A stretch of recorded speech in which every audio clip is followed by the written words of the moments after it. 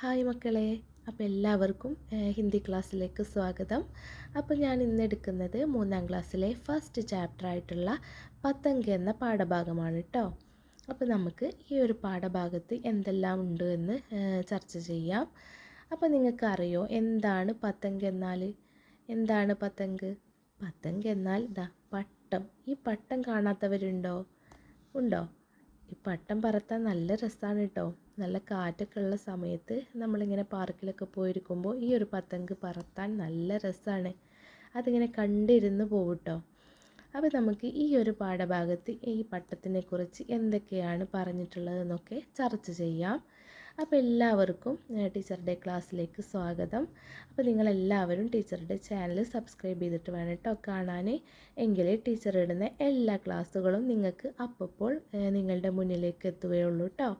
അപ്പോൾ എല്ലാവരും റെഡിയല്ലേ ക്ലാസ് കേൾക്കാൻ? അപ്പോൾ നമുക്ക് നോക്കിയാലോ. അപ്പോൾ ചാപ്റ്ററിൻ്റെ പേരെന്താണ്? പതംഗ്. പാർട്ട് 1 പതംഗ്. അപ്പോൾ എന്താണ് ഇതിൽ ഈ ഒരു കവിതയിൽ പറയുന്നതെന്ന് നോക്കാം.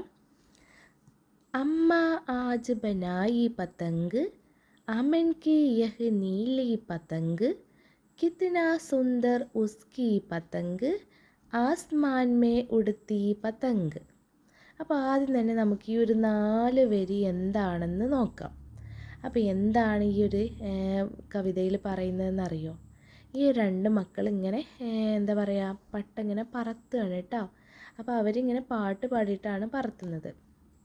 അപ്പോൾ നമുക്ക് എന്താണ് ഈ കുട്ടികൾ പാടുന്നതെന്ന് നോക്കാം. അപ്പോൾ അമ്മ ആജ് ബനായി പതംഗ്.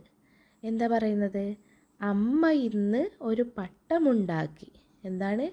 അമ്മ ആജ് ബനായി പതംഗ്. അമ്മ ഇന്നൊരു പട്ടമുണ്ടാക്കി. അമൻ കി യഹ് നീലി പതംഗ്. എന്താ പറഞ്ഞേ? അമൻ കി യഹ് നീലി പതംഗ്. അമൻ എന്ന് പറഞ്ഞാൽ ആരാണ്?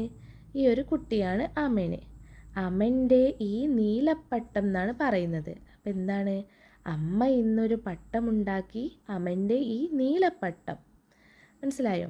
അമ്മ ആജ് ബനായി പതംഗ്, അമൻ കി യഹ് നീലി പതംഗ്. അമ്മ ഇന്നൊരു പട്ടമുണ്ടാക്കി, അമൻ്റെ ഈ നീലപ്പട്ടം. അപ്പം ഇനി അടുത്ത വരി നോക്കിയാലോ. കിतना സുന്ദർ ഉസ്കി പതംഗ്. കിतना സുന്ദർ ഉസ്കി പതംഗ്. അവൻ്റെ പട്ടം കാണാൻ എന്ത് ഭംഗിയാണ്. ആസ്മാൻ മേ ഉടുത്തി പതംഗ്. ആകാശത്തിലൂടെ പറന്നുയരുന്ന പട്ടം. അപ്പോൾ എന്താണ്? കിतना സുന്ദർ ഉസ്കി പതംഗ്. അവൻ്റെ പട്ടം കാണാൻ എന്ത് ഭംഗിയാണ്. ആസ്മാൻ മേ ഉടുത്തി പതംഗ്. ആകാശത്തിലൂടെ പറന്നുയരുന്ന പട്ടം. മനസ്സിലായോ? ഈ ഒരു 4 വരി മനസ്സിലായോ നിങ്ങൾക്ക്? നമുക്കൊന്നും കൂടെ പാടാം. അമ്മ ആജ് ബനായി പതംഗ്, അമൻ കി യഹ് നീലി പതംഗ്, കിतना സുന്ദർ ഉസ്കി പതംഗ്, ആസ്മാൻ മേ ഉടുത്തി പതംഗ്. അമ്മ ഇന്ന് ഒരു പട്ടമുണ്ടാക്കി, അമൻ്റെ ഈ നീലപ്പട്ടം. അവൻ്റെ പട്ടം കാണാൻ എന്ത് ഭംഗിയാണ്. ആകാശത്തിലൂടെ പറന്നുയരുന്ന പട്ടം. അപ്പോൾ മനസ്സിലായോ മക്കളെ? എല്ലാവർക്കും ഇതിൻ്റെ ആശയം എന്താണെന്ന് മനസ്സിലായോ? അപ്പോൾ നമുക്ക് അടുത്ത പേജിലേക്ക് പോകാം. അപ്പോൾ അടുത്ത 4 വരി എന്താന്ന് നോക്കിയാലോ.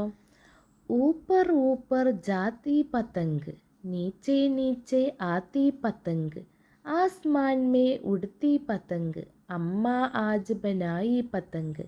എന്താ പറയുന്നത്? ഊപ്പർ ഊപ്പർ ജാത്തി പതംഗ്. എന്താ പറയുന്നത്? മുകളിലേക്ക് മുകളിലേക്ക് പോകുന്ന പട്ടം. നീച്ചെ നീച്ചെ ആത്തി പതംഗ്. താഴേക്ക് താഴേക്ക് വരുന്ന പട്ടം. ആസ്മാൻ മേ ഉടുത്തി പതംഗ്. ആകാശത്തിലൂടെ പറന്നുയരുന്ന പട്ടം. അമ്മ ആജ് ബനായി പതംഗ്. അമ്മ ഇന്നൊരു പട്ടമുണ്ടാക്കി. അതാണ് ഈ ഒരു 4 വരിയിൽ പറയുന്നത്. അപ്പോൾ എന്താണ്? ഊപ്പർ ഊപ്പർ ജാത്തി പതംഗ്, നീച്ചെ നീച്ചെ ആത്തി പതംഗ്, ആസ്മാൻ മേ ഉടുത്തി പതംഗ്, അമ്മ ആജ് ബനായി പതംഗ്. എന്താ പറയുന്നത്? ഊപ്പർ ഊപ്പർ ജാത്തി പതംഗ്. മുകളിലേക്ക് മുകളിലേക്ക് പോകുന്ന പട്ടം.